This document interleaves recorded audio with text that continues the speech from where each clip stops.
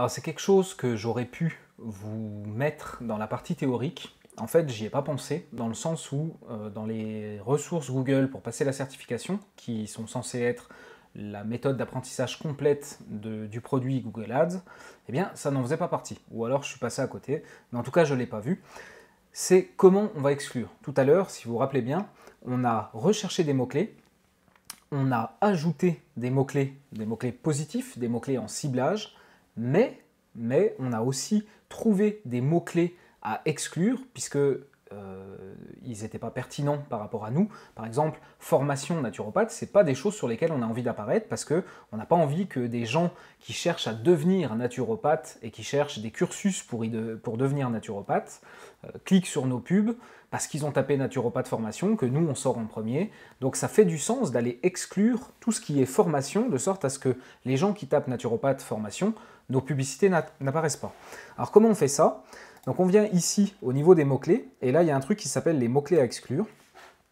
Donc là on voit qu'on n'a pas encore de mots-clés à exclure, donc on va ajouter. Et puis là vous avez plusieurs options. La première c'est d'ajouter vos mots-clés que vous allez copier-coller ici à la campagne. Vous pourriez aussi les ajouter au niveau d'un groupe d'annonces. Donc là, c'est pareil, dans cette formation, on ne pourra pas rentrer dans trop de détails, et notamment ceci. Et pourtant, ça a une importance assez forte, mais ça, c'est plus stratégique, méthodologique. Et du coup, on voit ça dans le tremplin. En fait, ça a du sens parfois de faire ce qu'on appelle du sculpting, c'est-à-dire d'aller exclure des mots de certains groupes d'annonces pour s'assurer qu'il n'y ait pas comment dire, de bataille entre deux groupes d'annonces. Vous voyez, parfois, selon ce que vous ciblez, eh bien, peut-être que deux groupes d'annonces sont susceptibles de répondre. Et donc, parfois, ça ira dans un groupe d'annonces, parfois, ça ira dans un autre. Donc, on va faire un sculpting pour s'assurer que chaque groupe d'annonces est unique et diffuse sur des requêtes uniques, qu'il n'y ait pas de doublons. Parce que si à un moment donné, vous vous rendez compte que les résultats d'un groupe d'annonces, ils sont pas bons, et que vous le mettez en pause parce qu'ils ne sont pas bons, et bien s'il y a plusieurs groupes d'annonces qui correspondent au même type de recherche, alors ce que vous avez mis en pause ici, ça va partir dans un autre groupe d'annonces. Et en fait, c'est comme si vous n'avez rien fait. Donc finalement, voilà, je ne rentre pas plus dans le détail ici. C'est notamment à ça que ça sert les exclusions au niveau du groupe d'annonces. Après, au niveau des campagnes, ben là, on pourrait effectivement mettre au niveau de la campagne. Et un autre truc qui est pas mal, c'est d'utiliser une liste de mots-clés à exclure.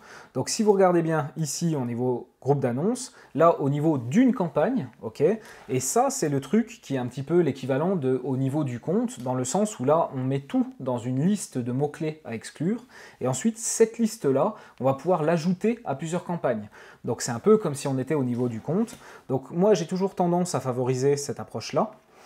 Donc là, dans le cas présent, ici, on n'a pas de liste existante, donc il va falloir en créer une. Donc ça se passe ici, dans cette case-là. Donc si vous vous rappelez bien, tout à l'heure, je vous ai dit, vous copiez-collez vos mots à exclure, vous mettez ça dans un Excel ou dans un mail ou ce que vous voulez, on en aura besoin plus tard. Donc là, c'est le moment où on en a besoin. J'ai été les rechercher, je les ai copiés, et là, je viens les coller. Ici, hop, j'enlève le petit moins, parce que là, on est sur justement cette partie mots-clés à exclure. Donc tout ça sont forcément des mots à exclure, Google l'a bien compris. Et puis, donc soit j'enregistre et ça va être exclu au niveau de la campagne bien spécifique, soit je viens ici enregistrer dans une liste déjà existante. Nous, avec Blaze, c'est notre habitude, on appelle ça Global Exclude. Et du coup, je vais enregistrer, et en enregistrant, d'une part, j'aurai créé une liste de mots-clés à exclure qui s'appelle Global Exclude, et d'autre part, cette liste aura été ajoutée à cette campagne. Ok? Donc j'enregistre. Voilà, donc maintenant, cette campagne est bien rattachée à une liste d'exclusion qui s'appelle Global Exclude, et qui comprend tous les mots-clés que j'ai identifiés tout à l'heure comme étant des recherches qui ne sont pas pertinentes par rapport à ce que moi je propose, et pour lesquelles je ne veux pas que mes pubs apparaissent.